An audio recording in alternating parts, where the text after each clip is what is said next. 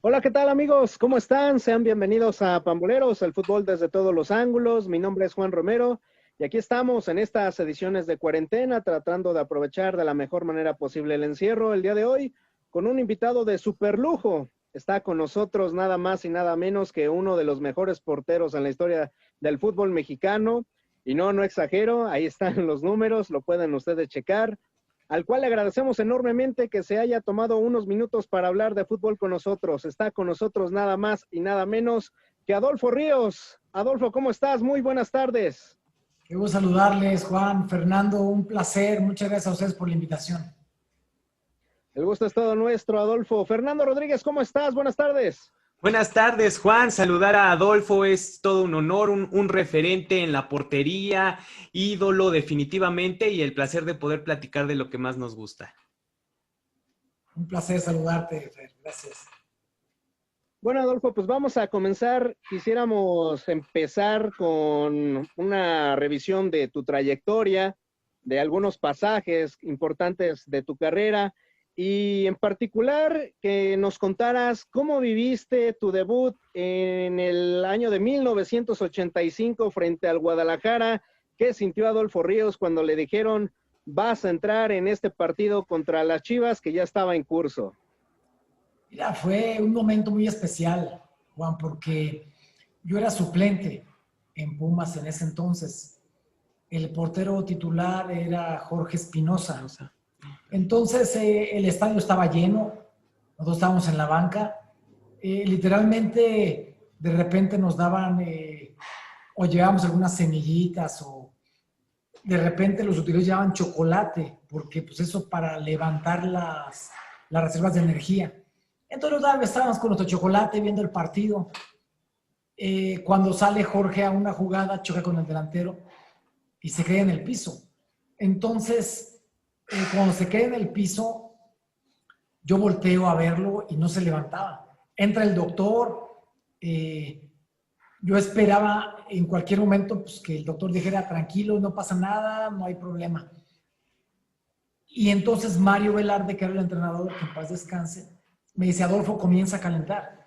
Entonces yo empiezo a calentar, pero sin dejar de ver al doctor que estaba con Jorge. Y yo seguía calentando para un lado y para otro. No me emocionaba de más, porque no sabía a ciencia cierta si iba a entrar o no. No era la primera vez de repente que calentabas y luego ya tenías que sentar de nuevo. Pero cuando el doctor hace la señal de cambio, en ese momento las emociones fluyeron de una manera distinta, porque yo ya llevaba como profesional entre tercera y segunda división 5 años. Y lógicamente el sueño de debutar en primera división, para todos como estábamos y éramos parte de primera división, pues era visible y la emoción de eso se cumplía por fin. Cuando me acerco a Mario Velarde y me dice, Adolfo, es tu tiempo y es tu momento para lo que has trabajado durante tantos años, con una sonrisa en la cara, pues todo lo que era presión prácticamente desapareció y entró una emoción.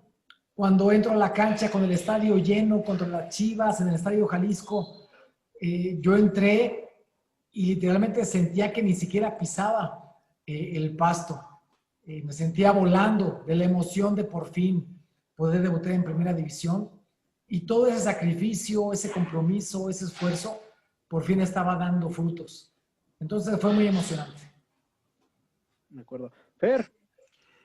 Adolfo, vámonos un poquito más atrás y algo que pues pocos pues pueden no esperar o entender es por qué alguien elige ser portero, ¿no? Porque al final de cuentas es una de las posiciones pues única, es una posición única dentro del juego, se maneja de manera muy distinta, se trabaja diferente en cuestión física, mental. ¿Tú cómo decides estar bajo esos tres palos? Mira, realmente el fútbol, yo cuando era niño yo no conocía las posiciones, no me gustaba el fútbol, porque eran partidos que mi padre veía, eran en blanco y negro. Entonces yo no alcanzaba a percibir cuál equipo era uno, cuál era el otro. Pero en una ocasión, mi hermano mayor me lleva a la escuela. Él estaba en segundo de primaria. Entonces él me lleva y él era el portero de su equipo. Y me siento yo atrás de la portería. Entonces cuando me siento atrás de la portería, no sabía yo ni a qué había ido, pero empiezo a ver a mi hermano que salía corriendo a los pies del delantero y gritaba ¡mía! Y salía por un balón y brincaba y la agarraba y se tiraba y rodaba y volaba. Entonces, cuando empiezo a ver eso, yo fui muy inquieto toda la vida. Y de niño nos íbamos a la parte de atrás de la colonia donde vivíamos, donde ya había huertas, ranchos, llevábamos lazos y hacíamos bejucos para pasar por encima de los arroyos, de los ríos. Entonces yo sentía que el hecho de estar despegado del piso me hacía volar. Y cuando veo esa posición con mi hermano, termina el partido y le digo, Alonso, ¿qué es esa posición? Y me dice, soy el portero de mi equipo. Y en ese momento le digo, yo quiero ser portero. Y ahí empiezo yo a trabajar esa posición, que era el portero. Y ahí nació el gusto por ser portero desde que yo era niño. Claro. Ahora, Adolfo, una vez que tomas la titularidad, ya no la soltaste, te consolidas con Pumas, pasas a Veracruz y posteriormente vinieron 2 episodios importantes en tu carrera que fue el campeonato con Necaxa y un poco más adelante con las Águilas del América en 2002. Y quisiera preguntarte, ¿cómo viste cada uno de estos campeonatos y cuál fue el que disfrutaste más, con Necaxa o con América? Que pues evidentemente cada uno tuvo sus particularidades, que supongo fueron muy especiales, pero ¿cuál te dejó más satisfacción? Mira, es una pregunta muy interesante a la cual no tengo una respuesta, porque yo ya había jugado años atrás con Pumas una final y la habíamos perdido contra el América. Antes de esa final, todo era color de rosa. Era famoso, la gente me reconocía, salía en la televisión, ganaba dinero. Entonces, todo era muy bonito. Pero después de esa final cambió radicalmente mi vida, porque ya vinieron insultos, amenazas, rayaban mi coche, ponchaban la llanta de mi auto. Entonces yo recibía llamadas amenazantes en la noche. Entonces, todo ese tipo de situaciones sí fue cambiando mi perspectiva de lo que era el fútbol. En ese momento yo tomé una decisión. Dije, para quitarme todo esto, tengo que ser campeón de primera división. No tengo otra opción más que ser campeón. Y entonces ahí decidí no fumar, no tomar, no desvelarme, prepararme hasta ser campeón de primera división. Esa final la jugué en el 87 y yo salí campeón en el 98. Entonces fueron 11 años de trabajo, de sacrificio, de esfuerzo, llegar a entrenar 1 hora antes, irme 1 hora después. Todo ese nivel y ese trabajo me llevó a selección nacional. Pero yo tenía un propósito y un objetivo, ser campeón de primera división. Cuando salgo campeón de primera división es en el Estadio Jalisco contra las Chivas, el lugar donde debuté en primera división. Entonces, cuando salí campeón, que fue de visitantes, no hubo una situación de euforia por saber estamos con nuestra gente en nuestro estadio. Pero me quité una losa de encima, me quité una losa que yo había cargado durante muchos años. Y eso lo disfruté de manera diferente, porque fue un esfuerzo particular, trabajado, sacrificado, para poder llegar a ser campeón. Aunque fuimos campeones como equipo, determinó pasar muchos años para poder conseguirlo. Y aunque la primera vez para ser campeón te llena de orgullo, de placer, sí fue distinto porque para mí fue un tema muy personal, quitarme una losa de encima. Y cuando salgo campeón con América, después de que América no salía campeón durante 13 años, después de que mi padre era americanista, y fue la relación que yo tuve con él cuando era niño, de poderme sentar al lado de él para ver un partido de fútbol de América, fue distinto, porque fue en el Estadio Azteca con nuestra gente, después de 13 años. Entonces ese placer de haber conseguido un título tan ansiado, tan necesario con el América, fue diferente. Por eso no puedo quitarle o ponerle importancia a uno o a otro, porque ambos fueron para mí un tema único. De acuerdo. Fer. Bien lo menciona Adolfo y creo que es un tema interesante para tocar. Adolfo, tú, desde los compromisos que te fuiste poniendo dentro de tu carrera, los objetivos para conseguirlos, ¿cuál es la responsabilidad que debe de tener el deportista, el futbolista, estando en primera división? Porque al final, pues, estás viviendo posiblemente el sueño de muchas personas, ¿no? Estás ahí en el campo. Para ti, ¿cómo fue vivir esta y tomar esta responsabilidad, ¿no? Aceptarla y tomarla. Mira, Fer, la situación para mí fue tener y estar dispuesto a pagar el precio, porque no significa solamente un equipo. Atrás de ella hay una institución, hay una afición, hay familias, y tú representas todo eso.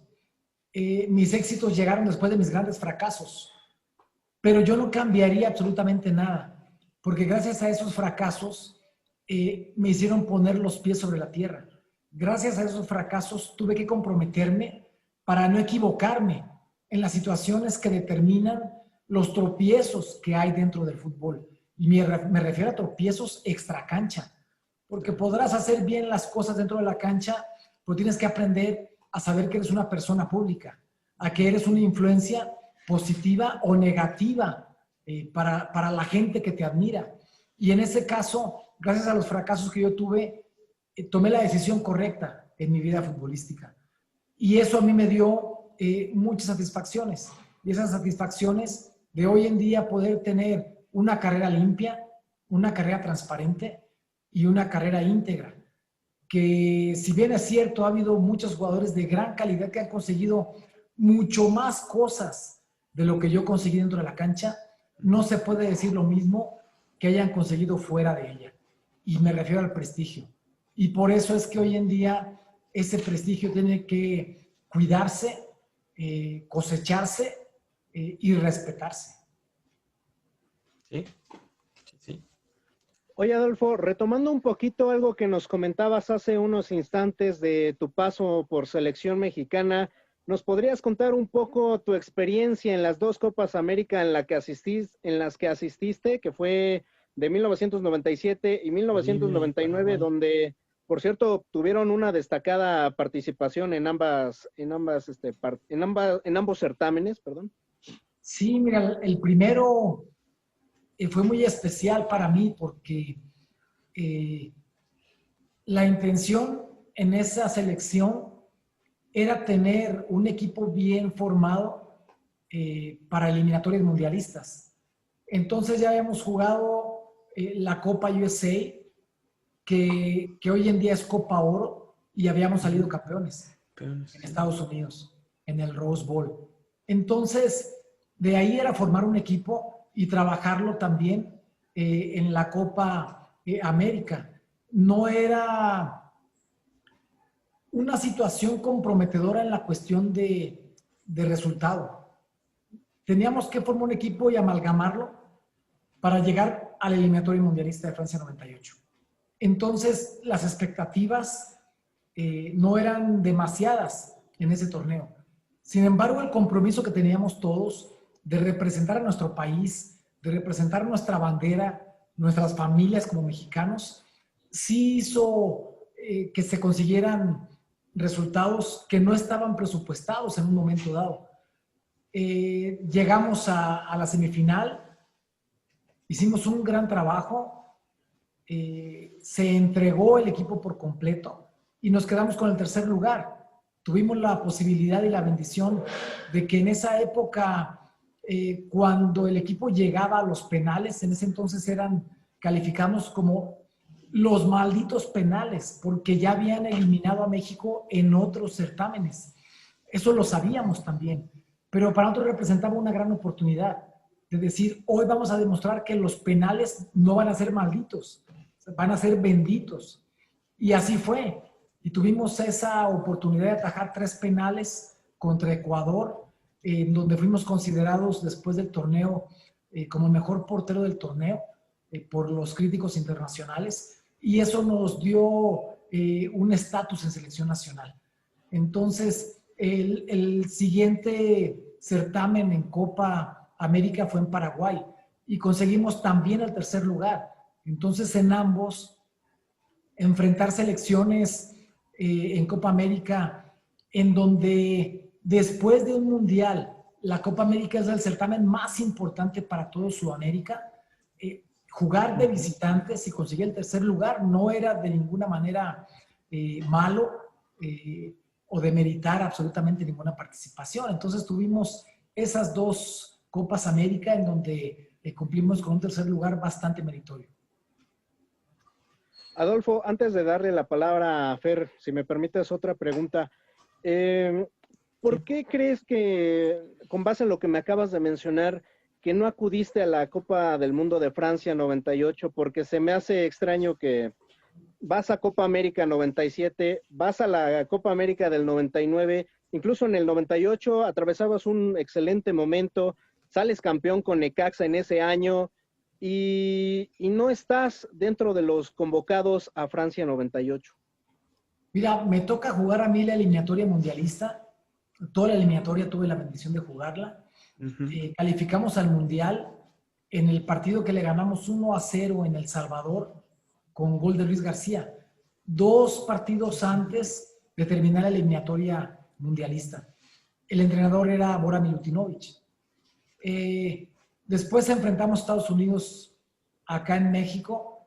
Empatamos el partido. La afición queda muy molesta porque empatar en esas épocas con Estados Unidos era imposible para México. Y después de ese empate la gente se molesta y echan a Bora Milutinovic. Y el entrenador que llega a tomar las riendas de la selección nacional es Manolo Lapuente. Y Manolo Lapuente, ya con el boleto en la bolsa, a lo que llegó fue a dar la lista del equipo que iba a estar en el Mundial, y yo no estaba en esa lista. Temas o polémicas de decir por qué sí o por qué no, realmente nunca me metí en polémicas. Entonces, simplemente que hay un responsable. El responsable de armar un equipo es el entrenador. Es el que tiene la autoridad para definir quién va y quién no. Si él hubiera puesto mi nombre en la lista, pues yo no hubiera llegado a preguntarle, oiga, profe, ¿por qué me puso? Y como no me puso en la lista, tampoco llegué a preguntarle por qué no me puso, porque a final de cuentas ese es su trabajo. Y para mí tiene mucho más mérito que la gente me reconozca y me diga, tú tenías que haber estado en ese mundial, a que yo hubiera ido al mundial y la gente dijera, ¿por qué fuiste a un mundial si no merecías estar ahí? Muy bien. Fer. Y en este aspecto, Adolfo, Manolo no te buscó a ti, digamos, de parte de él para darte alguna razón, justificación o motivo por el cual hayas estado fuera de esa lista. Después del mundial, sí, fue a un entrenamiento con Necaxa. Okay.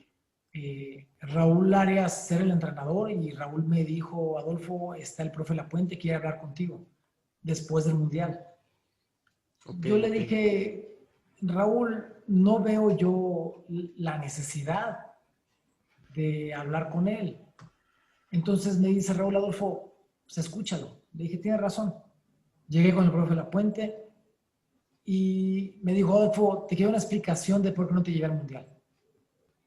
Entonces le dije, profe, yo no le pido una explicación de por qué no me llevó. Dice, no, yo te la quiero dar. Y me dice, en ese entonces, Jorge estaba regresando de una lesión, Jorge Campos. Y entonces yo hablé con Jorge Campos, así me lo dijo. Hablé con Jorge Campos y le dije, mira, Adolfo no es un portero para llegar de segundo o tercer portero de la selección nacional. Así que, Jorge, dime, si estás bien, dímelo. Si no estás bien, también dímelo, porque entonces llega Adolfo Ríos de titular. Y cuando Jorge me dijo estoy bien, por eso no te llevé. Entonces le digo, profe, con todo respeto, a un mundial hasta de aguador. A un mundial hasta de aguador. O sea, es un mundial. Claro.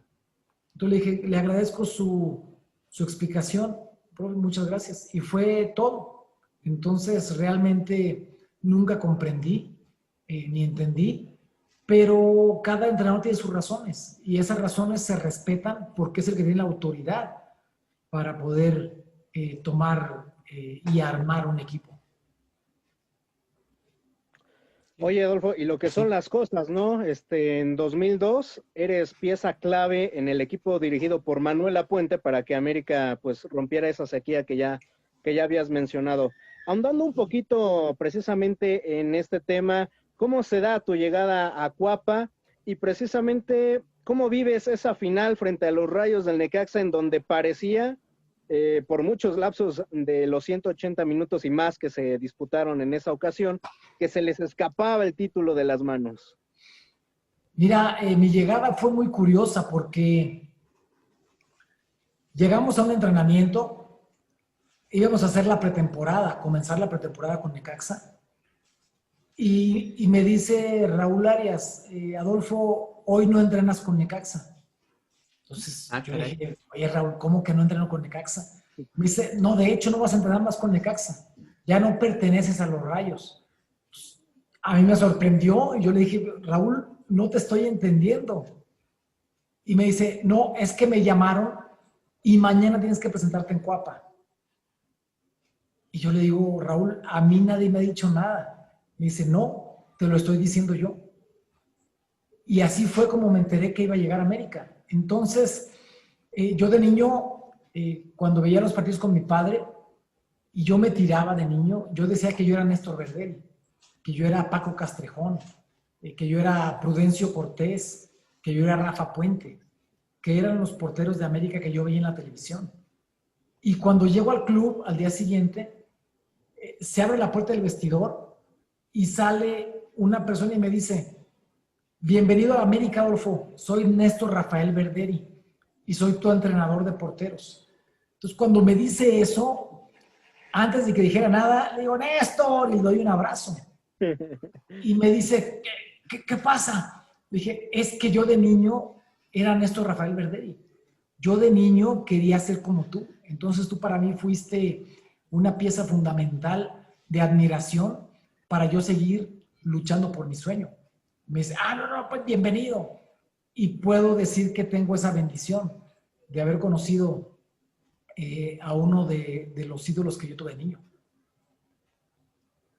De acuerdo. Adolfo, y la final frente a los Rayos del Necaxa, dramática hasta el final, ¿no?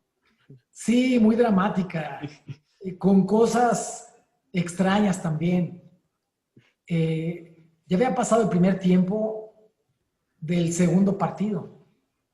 Estábamos enfrentando al único equipo que no había recibido ni un solo gol en toda la liguilla. El primer partido habíamos perdido 2-0.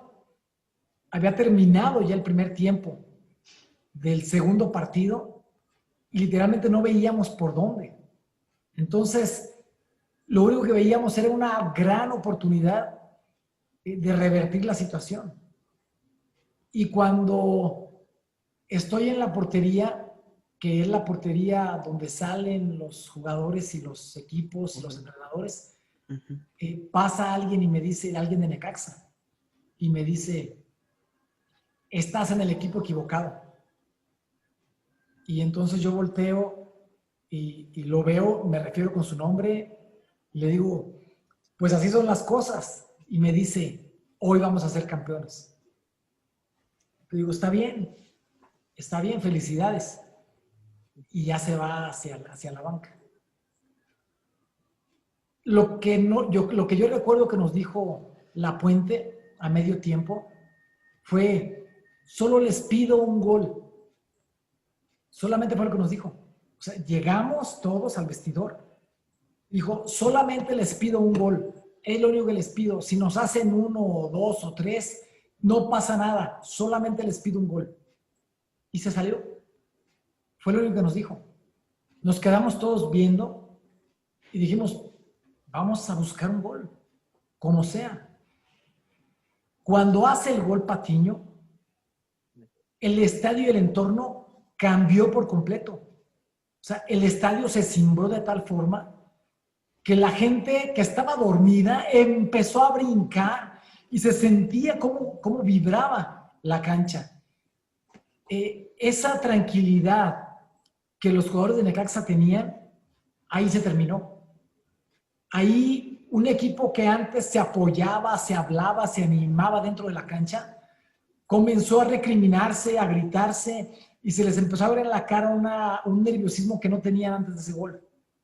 Entonces ahí nos dimos cuenta del mensaje de Lapuente, que decía, si ustedes hacen un gol, la gente se va a meter al estadio, la gente que está en el estadio se va a meter a la cancha. Y literalmente así fue, porque empezó a haber una situación de emoción de decir, estamos más cerca y lo que veíamos como imposible de hacer un gol, ya lo habíamos conseguido. Con el gol de Zamorano cambia absolutamente la situación, cambia totalmente, termina el partido empatado, nos vamos a gol de oro, que en ese formato, en ese torneo, había sido definido. Y entonces dijimos, cada vez estamos más cerca, comenzamos nuevamente otro partido prácticamente con el tiempo extra. Tengo la bendición de hacer una tajada que nos da la posibilidad de mantenernos vivos y que después de esa atajada, cuando veo la reacción del jugador de Necaxa, que es Carlos Gutiérrez, que se lleva las manos a la cabeza, cierra los ojos y voltea al cielo.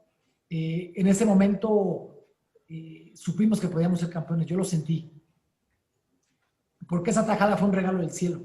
Esa tajada fue lo que nos mantuvo en la cancha y a la postre lo que nos dio el campeonato con el gol del misionero. Fer. Definitivamente grandes recuerdos para el americanismo, ¿no? En general, ese título de 2002. Y Adolfo, desde tu propia opinión y perspectiva, ¿cuáles son o cuáles eran las características o cualidades que definían a Adolfo Ríos en el terreno de juego como portero? Yo creo que el trabajo, Fer, el trabajo. Mira, hay porteros que nacen y hay porteros que se hacen. En el momento en el que toda esa situación sale, hay porteros que sin necesidad de trabajar tanto, llegaron a grandes niveles. Y lo digo con claridad, uno de ellos es Jorge Campos. Jorge Campos nació para ser portero, nació para jugar al fútbol. Jugaba de delantero, de portero y lo hacía muy bien en ambas posiciones. Pero él no trabajaba tanto. Y nosotros teníamos que trabajar más, teníamos que esforzarnos más para mantener un nivel. Y a mí lo que me llevó a conseguir, gracias a Dios, esta carrera dentro de la portería fue el trabajo, fue el compromiso, fue la disciplina. Y por eso es que esa disciplina y ese trabajo es lo que te puede hacer la diferencia en toda una vida. Y fue lo que lo hizo en mi carrera. Y también dentro de tu trayectoria, pues, conviviste y compartiste, ¿no? Con una, pues, gran generación y varias generaciones de grandes porteros. Y también te tocó, pues, a Memo, a Guillermo Ochoa, ahora sí que en su inicio. ¿Cómo fue para ti? ¿Lo veías? ¿Ya tenías conocimiento de lo que podía hacer Memo? Digo, obviamente él todavía un jovencito. En esos, pues ahora sí que últimos años tuyos ya en América. Sí, mira, quien confió en Memo, quien formó a Memo, fue Néstor Rafael Verderi. Porque cuando llegamos nosotros, que estábamos, en ese entonces éramos varios porteros, estaba Hugo Pineda, estaba Cristian Martínez, Beto Becerra, y un servidor. Entonces, venía a entrenar con nosotros Memo, pero quien lo traía era Néstor Verderi. Lo traía, entrenaba con él en fuerzas básicas y después lo traía a entrenar con primer equipo. Entonces, quien vio esas cualidades, quien trabajó esa intención de proyección, fue Néstor Rafael Verderi. Él es el que merece todo el reconocimiento de todos los inicios y la carrera de Memo Ochoa, porque él lo trabajó bastante bien.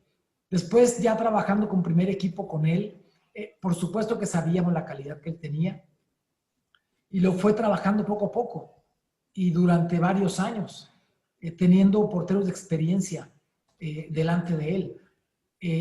Y él tomó lo mejor de cada uno en el sentido estricto de consejos para poder llegar al nivel que él llegó. Y hoy en día ha rebasado por mucho lo que los que estábamos adelante de él conseguimos en nuestra carrera.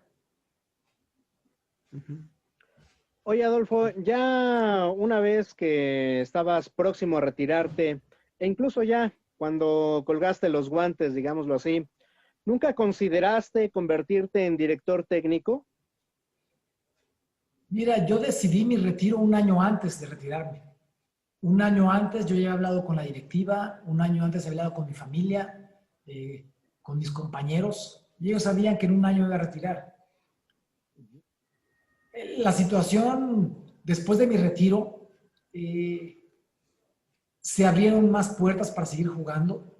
Hubo 4 equipos que me ofrecieron contratos de 2 o 3 años para seguir jugando fútbol, pero ya el propósito era estar con la familia. Y un trabajo que me diera o me quitara, que me diera más compromiso y me quitara más tiempo con mi familia, hubiera sido el de entrenador. Entonces mi intención de estar con mi familia fue precisamente para eso, para estar con ellos. Y el fútbol te quita más tiempo incluso de entrenador que de jugador.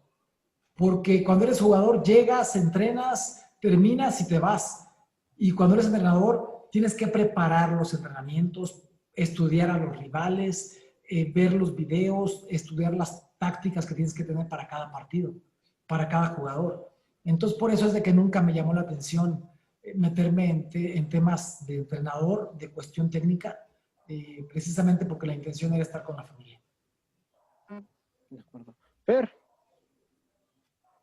En este sentido, Adolfo, para ti, ¿cómo empezaste a vivir esta parte ya post, pues, profesionalismo en el deporte? Y pues para empezar a ya tomar un papel, y cómo empiezas a prepararte para tomar ya un papel como directivo, ¿no? En este sentido, que lo tomaste.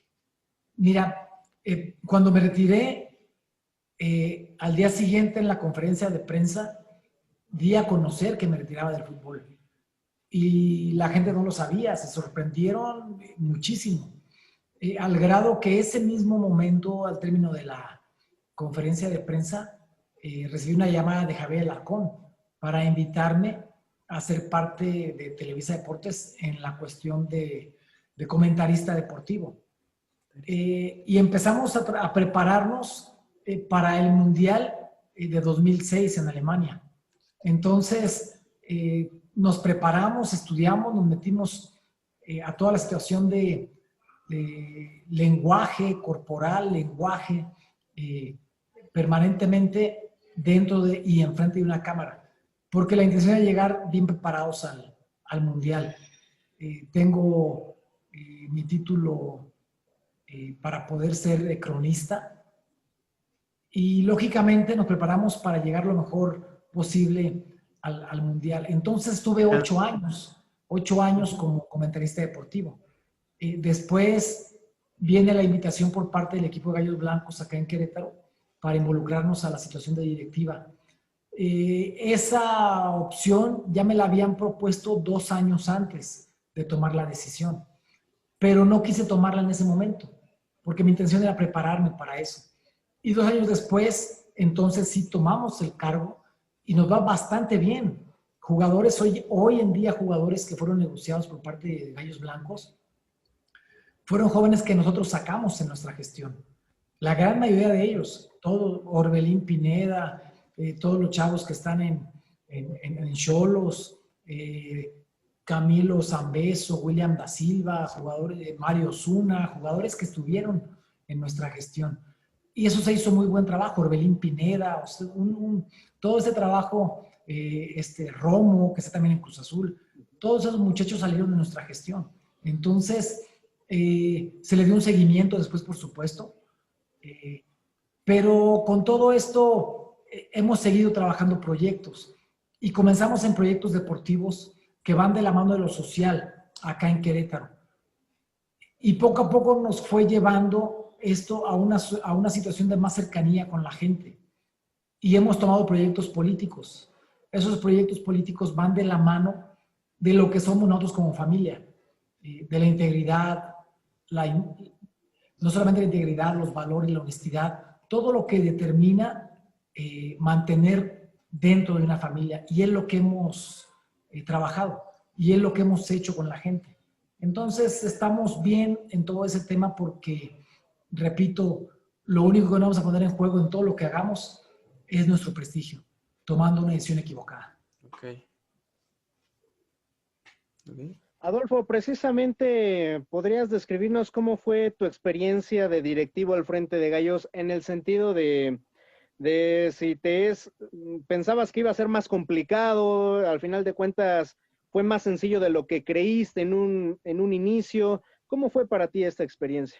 Mira, fue una gran experiencia porque lo que se debe tener una certeza es de que ni lo sabes todo, ni lo vas a saber todo siempre. Tienes que aprender a trabajar en equipo. Y aprender a trabajar en equipo fue lo que nos dio a nosotros como futbolistas todos los resultados que hemos tenido en toda nuestra vida, como futbolistas, después como comentaristas, después con la intención de proyectos en donde hemos estado. El trabajo en equipo es lo que te va a hacer en todo momento la diferencia.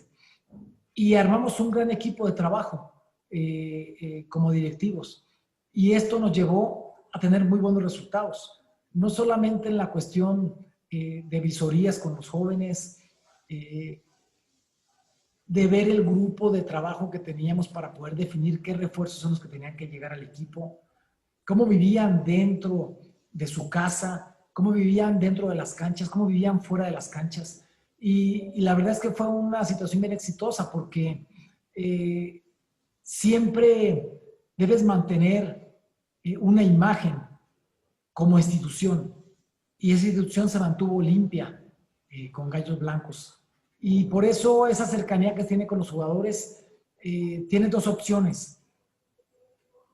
Ser una influencia en donde solamente lo hablas lo que quieres que suceda, o ser una influencia en donde respaldas tus propias palabras.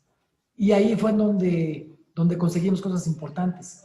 Ver a los chavos y a los jóvenes como personas primero, antes que jugadores, fue lo que nos llevó a conseguir cosas importantes.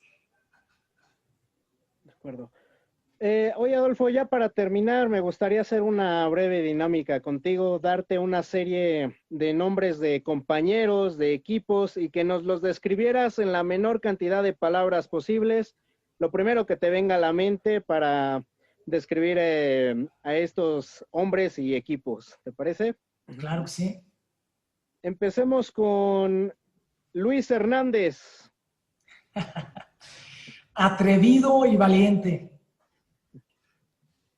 Iván Zamorano. Jugadorazo. Jorge Campos. Un ídolo. Manuela Puente. Un estratega. Raúl Arias. Entregado y disciplinado. Pumas. Mi primer amor. Veracruz. El equipo que me proyectó a la selección nacional. Necaxa. Mi primer título. América. Mi historia familiar y el equipo que más representó en mi carrera. Querétaro. un aprendizaje y un legado. De acuerdo. Oye, Adolfo, y para ti, en la actualidad, ¿quién es el mejor portero mexicano? Porque es un caso curioso este Guardianes 2020. Hay mucho talento, varios equipos tienen guardametas nacidos en nuestro país. Es un tanto extraño debido a que pues casi siempre se opta por extranjeros, pero en esta ocasión se ha apostado por el talento local. Y para ti, ¿quién es el mejor portero mexicano en la actualidad? Mira, sin duda alguna, con la jerarquía de lo que ha hecho Memo Ochoa.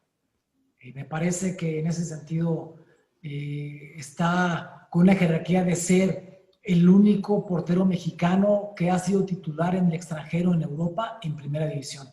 Y eso no es cosa fácil. De ahí vienen arqueros de experiencia con excelente nivel, como el caso de Talavera, Corona, Jonathan Orozco, que son arqueros ya de experiencia que tienen y siguen manteniendo un gran nivel. Como extranjeros también los hay. Nahuel Guzmán es un arquero que está dejando una gran escuela en nuestro país y que eso es lo que un equipo debe apostar al traer a un arquero extranjero, que deje una historia, que deje un legado y que deje escuela. Adolfo Ríos, de verdad, muchísimas gracias por haber conversado un rato de fútbol con nosotros. Fue una plática muy amena, muy agradable y esperemos que no sea la última ocasión en que charlamos. Y bueno, un lujo tenerte con nosotros. Un placer, muchísimas gracias, Juan, muchas gracias, Fer. Aquí estamos y gracias a ustedes tenemos esa cercanía con la afición. Entonces, gracias por la invitación. Fernando Rodríguez. Juan, agradecerle a Adolfo que se haya tomado el tiempo para platicar con nosotros, definitivamente un referente dentro y principalmente de lo que debe ser, ¿no? Una persona fuera de la cancha con todos los principios, los valores, la transparencia y la honestidad, ¿no? Con la que se debe conducir una carrera, ídolo de la portería mexicana definitivamente y esperemos no sea la última vez que nos veamos. Muchas gracias, Fer. Abrazo fuerte para los dos. Y para toda la gente. Gracias, Adolfo. Hasta la próxima. Gracias. Adiós.